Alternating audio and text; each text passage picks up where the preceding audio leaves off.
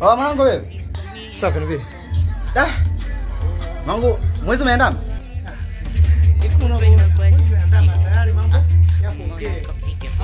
Au hujui?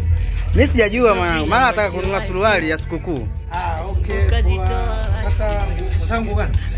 Nguo kali hivi kiingia naye mtaani nini ile? Watu wanajua.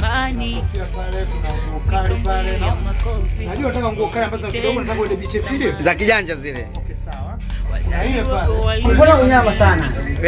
Karibu bei rafiki tu.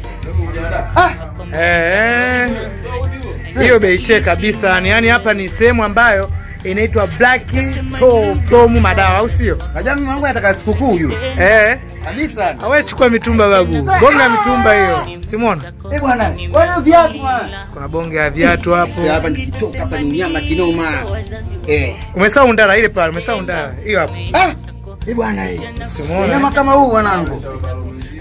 Yeah. Mimi nitabeba duka zima sasa kwa style hii. Wengi wakija hapa wanachanganyikiwa, sio mara kwanza wewe, wengi sana. Cheki kipenzi cha nyama hiki hapa. Yaani kesho kwa siku kweli. Bwana. Sasa sikia. Sema nini mwanangu, sikiza. Hii kitu hapa. Hivi niondoke nayo mwanangu. Usiongee sana, usio. Chagua, tunajua tena wateja wanakuwa wengi hapo, mwisho wa siku sini kanogewa na wewe tu, si ndio? Ndio. Chagua hapo uondoke mara moja. Habari. Wai wapi? Wame nitazoa kwa style hii. Duka langu litakuwa ndio hili yani. Kumbe vitu vyote kama vyote vipo hapa, mikanda, kofia, viatu. Sawa, haina shida.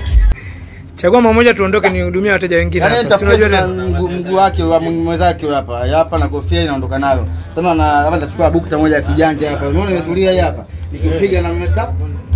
Unaona inapoendana? Hebu check mwanangu. Unaona nikipiga unyama kofia nini? Nyamwezi. Wewe tu.